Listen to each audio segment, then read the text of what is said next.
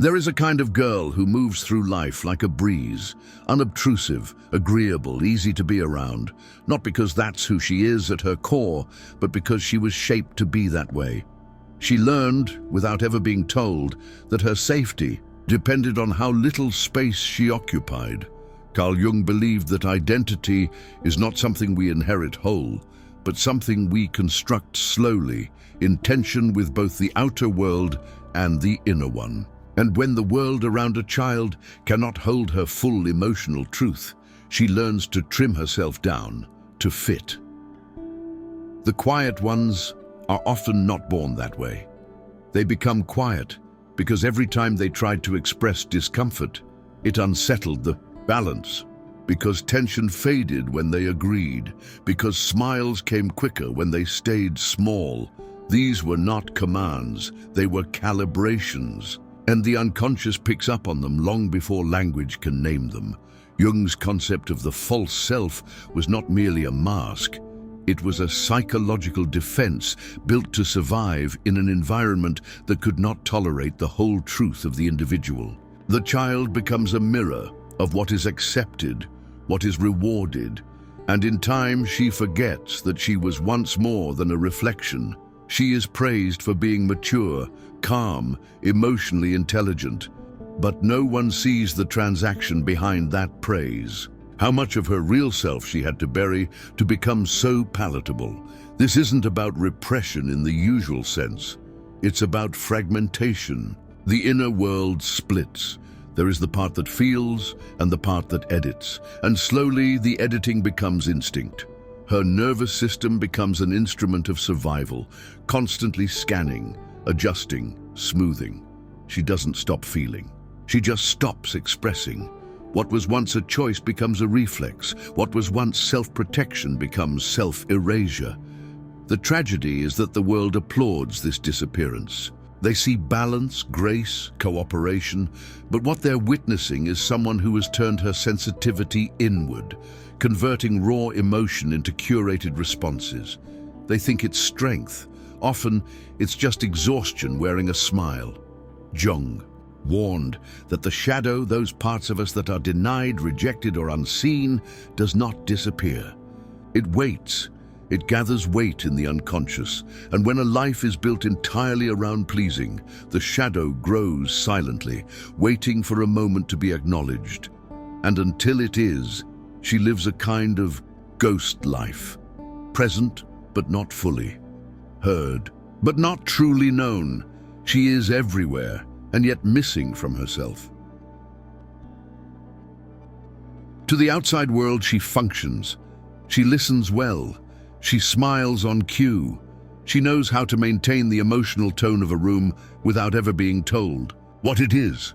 But inside, something fundamental has gone missing, a sense of rootedness, of being fully in herself.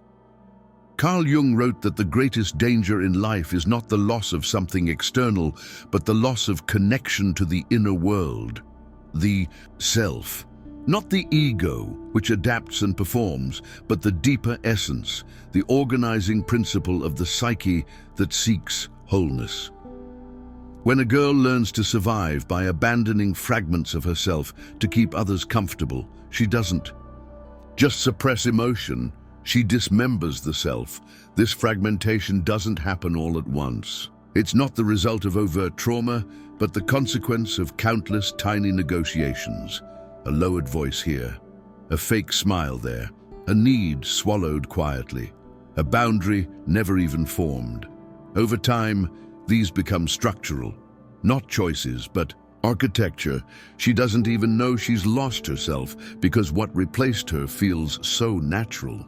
It's praised, it's rewarded, it works. But what works for survival doesn't always work for aliveness. And this is the quiet tragedy Jung saw so often. The soul goes missing not through dramatic collapse, but through slow, quiet disconnection. She feels tired, but doesn't know why. She feels restless, even when everything seems fine. Sleep becomes shallow, joy feels distant. Her body is wired to respond to threats that never arrive and numb to the needs that do. And what's worse, she starts to question whether she's allowed to feel any of this at all. This isn't just anxiety, it's a kind of exile from herself. Jung observed that when we deny our emotional truth to maintain attachment, we exile parts of ourselves into the unconscious. But what's pushed down doesn't die, it waits. And it doesn't just wait in the psyche, it embeds itself into the body. Breath becomes shallow, the throat tightens before speaking. Shoulders hold tension from decades of bracing for invisible impact.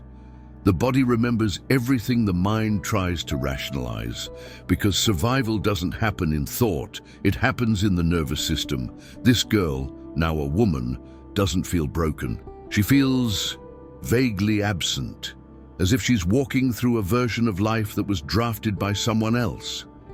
The routines are there, the responsibilities, the relationships, but something is missing, something unnamed. A sense that her life has been more about response than creation. And here's the most disorienting part. No one sees this. She gets called strong, resilient, selfless. And some part of her believes it. After all, hasn't she worked hard to keep everything running smoothly? Hasn't she mastered the art of managing emotional weather without ever being noticed? But strength that comes from suppression is a brittle kind of strength. It holds, but it doesn't grow. And a life built around being agreeable eventually becomes a life where agreement replaces authenticity. Jung spoke often about masks, the persona we adopt to navigate society. The problem is never the mask itself. It's forgetting that it's a mask. When we become too identified with the role, we lose access to what lies beneath it. And for many women, especially those raised to keep peace at all costs, the mask becomes so fused with identity that taking it off feels like violence. She doesn't know how to want anymore without considering the impact on others. Desire feels indulgent. Saying no feels aggressive, expressing anger feels dangerous, and so she smiles, she nods, she offers to help, even when she's running on empty, because that's what she's been wired to do. And still, something inside her stirs, not loudly, not rebelliously, but insistently. It might come during a quiet moment, when there's no one to impress. It might arise in the silence after a conversation, when her body is still performing but her heart is asking, why do I feel like I wasn't even here? That voice, that subtle whisper of the self, is what Jung called the beginning of individuation, the process of returning to oneself after years of fragmentation. It is not an act of rebellion, but of remembering. But the return is not easy. The first steps back into the self feel awkward, even threatening. Like a muscle long atrophied, the authentic voice shakes when first spoken. Her desires feel suspicious. Do I want this, or have I just been taught to want it? She second-guesses her instincts. She apologizes for taking up space. She flinches when she sets a boundary, because adaptation has made her fluent in erasure, and now she's trying to learn a language she was never allowed to speak, her own. This is what makes healing so disorienting. It doesn't feel like peace. It feels like chaos. The nervous system, long trained to avoid conflict, interprets truth-telling as danger. Saying no feels like betrayal. Being seen feels like exposure. But underneath it all, the self is stirring. Not just to be heard, but to live. And the world is not always ready for that, because the world benefits from her disappearance. Her quietness made others comfortable. Her accommodation kept things easy. Her absence became a service. And now that she's choosing presence, people may resist. They may call her difficult. They may say she's changed. But the truth is, she's coming home. Jung taught that we do not become whole by being perfect. We become whole by integrating what we have disowned.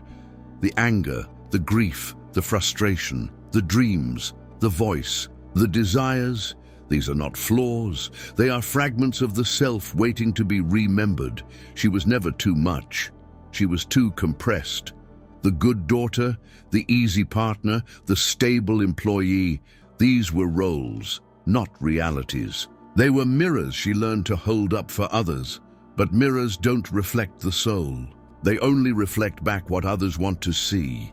Now she's putting down the mirror, slowly, carefully, not to break it, but to see who she is without it. And the world may not applaud this version of her because she no longer exists to soothe. She exists to live, to feel, to speak. And that might unsettle those who only knew her as silence. But the soul doesn't ask for comfort. It asks for truth, and she's learning finally to listen, to the tremble in her chest before she says what she means, to the fire in her stomach when a boundary is crossed, to the still, quiet knowing that she does not need to disappear to be loved. Because the self does not blossom in compliance, it emerges through courage, and the cost of adaptation is no longer one she's willing to pay. Not because she hates the world, but because she finally loves herself enough to be seen. Carl Jung once wrote that loneliness does not come from having no people around, but from being unable to communicate the things that seem important to oneself. For the woman who has lived her life in adaptation, this loneliness is not situational, it is existential. She has spoken, yes. She has smiled, yes. But she has not been, not truly. Because being requires access to the self, the authentic, unified center of personality that Jung saw as the core of psychological health. But when a woman has spent her entire life scanning, adjusting, translating herself to be palatable, that center becomes foggy, not absent but buried. She doesn't quite know how it happened. There was no dramatic break, no moment of collapse. Just a gradual process of giving parts of herself away in exchange for harmony, approval, and safety. And now, sitting in the quiet of her own thoughts, she realizes that she can't feel what she used to feel. Not fully, not deeply. Her reactions are controlled, curated. Even her joys are subtle. She doesn't rage, she doesn't explode. She manages, but managing is not the same as living. In Jungian psychology, the persona is the mask we present to the world. It is necessary. We all need roles to function socially. The problem arises when the persona fuses with identity, when the mask becomes the face, and the person beneath it begins to fade. For the woman rewarded for being agreeable, adaptable, and emotionally intelligent, the persona becomes a prison made of praise. People call her wise, balanced, supportive. But what they are praising is her ability to disappear, to never make others uncomfortable, to speak with precision, never passion, to translate her needs into non-needs, to turn her desires into silence. Her perfection is not self-expression, it is self-abandonment polished into performance. She is tired, not just physically, but soul-tired. The fatigue of constantly holding herself back in subtle ways no one ever sees. The fatigue of not reacting fully, not feeling deeply, not expressing freely. Every gesture is filtered. Every response is measured. Even her spontaneity is pre-approved. There's a name for this, though most won't use it. Emotional exile. Jung believed that when we deny aspects of ourselves, especially emotional truths, we don't eliminate them. We exile them into the unconscious. But the unconscious doesn't forget, it waits. It stores the unspoken in dreams, in symptoms, in sudden outbursts, in illnesses that cannot be explained. She starts to notice these things. The tightness in her chest before she speaks, the way her jaw clenches when someone interrupts her, but she smiles instead. The way she rehearses what she's going to say in her head, not because she wants to be understood, but because she's trying to prevent disturbance. Her nervous system is always doing math. How will this land? Will it be too much? Will it make them uncomfortable? Over time, this becomes second nature. She doesn't even realize she's doing it until the cost becomes too loud to ignore. Because Something happens when you spend too long translating yourself into something digestible. You lose fluency in your own native language. You forget how to say what you mean. You forget what it feels like to feel something without editing it. You forget how to be angry without guilt, how to want without shame, how to exist without justification. She starts to question, what would it feel like to simply speak without shrinking, without smoothing the edges, without predicting how it will be received? But these are not easy muscles to use. They tremble, they ache, because she has lived her life as a mirror, reflecting everyone else's needs, moods, expectations. But a mirror doesn't generate its own image. It depends on what is placed before it. And when no one is in the room, she feels invisible. Not because she is alone, but because she has no reflection to hold on to. This is the paradox of the false self. It gives you a place in the world, but denies you access to yourself. Jung wrote about the shadow not as something evil, but as the repository of everything the persona rejects. For women raised to be nice, pleasant, and easy to raise, their shadow often holds rage, grief, passion, and wildness. Not because they are bad, but because they were unwelcomed. And so the woman begins to feel haunted, not by ghosts, but by unlived emotions. She dreams of storms, of fire, of drowning. Symbols, Jung said, are the language of the unconscious, and these symbols don't appear randomly. They are messages from the self, asking to be integrated. The psyche doesn't want obedience, it wants wholeness, and it will disturb her peace to achieve it.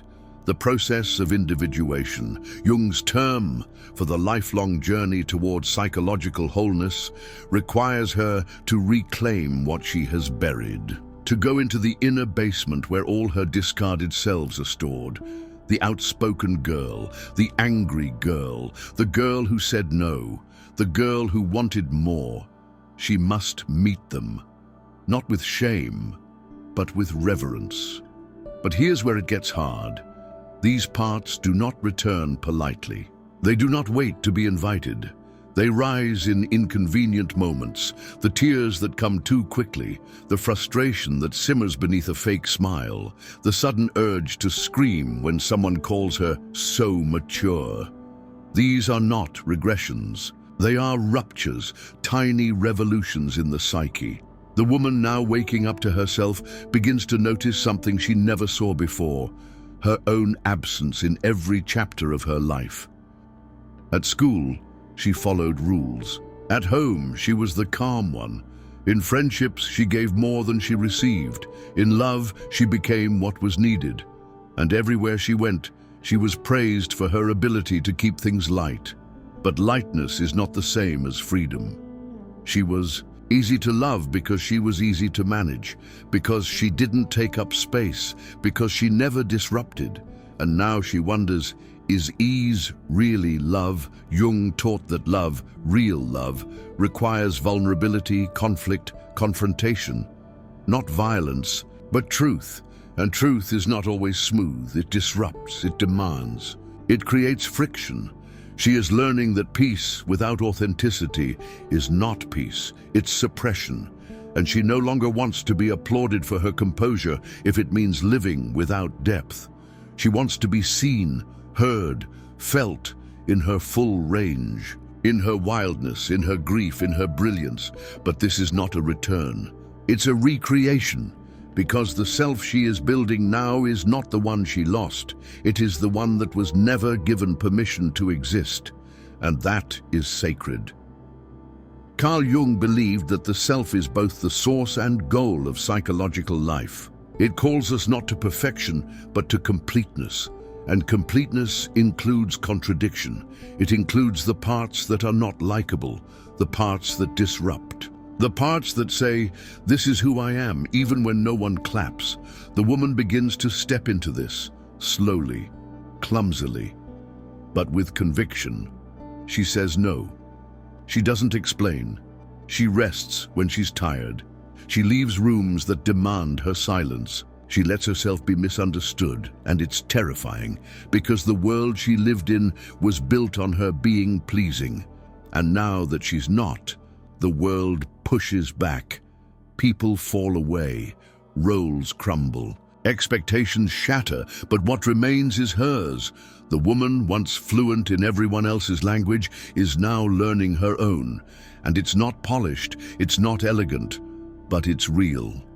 She's beginning to hear her voice, not the one that's been trained, but the one that's been waiting, and that voice doesn't ask to be liked. It asks to be known. Carl Jung believed that the self, the totality of the psyche, guides us from within, often in whispers, dreams, and discomforts we cannot explain. It pulls us toward wholeness, not through comfort, but through the call to become what we were always meant to be. For the woman who has lived as a mirror for most of her life, that call begins as a crack, barely audible, almost imperceptible. But once heard, it cannot be ignored. The world still thinks she is fine. She is functional. She is pleasant. She is polite. But now, every compliment that once reassured her feels hollow. Every moment she spends managing the room feels like a betrayal of something sacred inside her. Something has shifted, not in her circumstances, but in her awareness. She begins to feel the truth of her own absence, and that is where the real work begins. Individuation, according to Jung, is not about self-improvement. It is not about becoming more likable, more composed, or more productive. It is about reclaiming all the fragments of the self that were pushed into the shadow. It is the journey of becoming whole, not perfect, but wholeness is messy, because the first thing she must face is not the outside world, it's the inner one. And it is cluttered. Rooms she hasn't entered in decades, boxes full of old wants, unlived anger, frozen grief, not dramatic memories, subtle absences, the sentence she didn't finish, the feeling she swallowed, the time she said, "It's okay," when it wasn't. She thought she had let them go, but they didn't leave. They waited, and now they want to be seen. The process is not linear. There are days when she feels powerful, like she's finally living on her own terms. And then there are days when she collapses in confusion, overwhelmed by the weight of choices she doesn't know how to make. Because when you've spent your life responding to the needs of others, you forget how to choose for yourself. She begins to notice how often she hesitates, not because she's unsure, but because she's scanning for permission. Even joy feels unfamiliar. When she laughs too loudly, there's a flicker of shame. When she feels desire, there's a reflex to suppress it. When she's proud of something, she immediately downplays it. Not because she wants to, but because that's how she survived. The nervous system remembers everything, and healing is not just insight, it's reconditioning. It's choosing again and again to stay present with emotions that once felt dangerous. To breathe through the tension instead of abandoning herself, to hold space for the child within who never got to express herself without fear. Jung often spoke of the inner child, not as a sentimental idea, but as a real psychic structure that carries both our innocence and our wounds. And for the woman learning to return to herself, the inner child is not just part of the journey, it is the one who started it. She begins to realize that beneath her surface-level calm lives a small, vivid presence who once dreamed freely, spoke with abandon, and felt deeply. And that child has not vanished. She has been waiting in silence. At first, reconnecting with her feels strange, unstable, emotional. But eventually, it becomes sacred. She begins to feel things more fully. Sadness that doesn't collapse her, anger that doesn't destroy, joy that doesn't require explanation. She learns that emotions are not problems, they are signals, and each one, when honored, brings her closer to truth. But truth is disruptive, because The life she built on adaptation starts to crack under the weight of her authenticity. Some relationships fade, some dynamics break. People who were comfortable with her silence don't know what to do with her voice, and that hurts. But pain, as Jung reminded us, is the price of transformation. To become whole, we must be willing to lose the version of ourselves that kept us safe. The persona that pleased, the mask that fit, the role that made others comfortable, these were never wrong. They were necessary. But now, they are too small, and she is learning to grieve them. Because what no one tells you is that healing also means mourning the years you lost to performance. The intimacy that never happened, the love that felt one-sided, the conversations that never reached depth, the dreams you didn't chase because you didn't believe you were allowed to want. These losses are real, but so is what's being born. For the first time, she begins to notice her own preferences, not filtered through others' reactions, but raw and untouched. What she likes, what she values, what she needs. These are not declarations. They are discoveries, and each one feels like coming home. She wears what she likes, not what flatters, not what pleases. She says what she thinks, not what smooths the room. She rests without guilt, plays without justification. She no longer performs peace. She practices it, and when it's disturbed, she no longer erases herself to restore it. That's the difference. She is not becoming difficult. She is becoming real. But the world doesn't always know how to hold real. And that's okay, because now she does. She's building a relationship with herself that isn't based on fixing, changing, or improving, but on listening. Jung taught that the self doesn't emerge through control. It emerges through surrender, through allowing what's true to rise without censorship. And so she listens to the quiet voice in the morning that says, slow down, to the flicker in her chest that says, speak up, to the whisper of longing that says, you're allowed to want this, to the tension in her shoulders that says, this doesn't feel safe, to the stillness that says you're enough, even now. These are not mystical messages. They are the voice of the self, long buried under adaptation, now rising like a tide that cannot be stopped. But she still stumbles. Sometimes she forgets, reverts, shrinks, says yes when she means no, smiles when she wants to scream. But now she notices, and noticing is everything, because awareness, Jung believed, is the beginning of all change. She is no longer living on autopilot. She's not just reacting, she's choosing. Even when it's hard, especially when it's hard, and that choice over time rebuilds her from the inside out. She is not the same, but she's also not finished, because individuation is not a destination. It is a lifelong process. There is no arrival, only unfolding, and each layer she sheds, each truth she claims, each silence she replaces with presence is a return to wholeness, not perfection, not neatness, not approval, wholeness, the ability to be fully who she is, even if no one claps, even if no one agrees, even if no one stays, because now she stays with herself, and that is the foundation of everything. Maybe the real question isn't who you are when you're pleasing everyone, but who you become when you finally stop. Tell me, have you ever met the version of yourself that never had to shrink?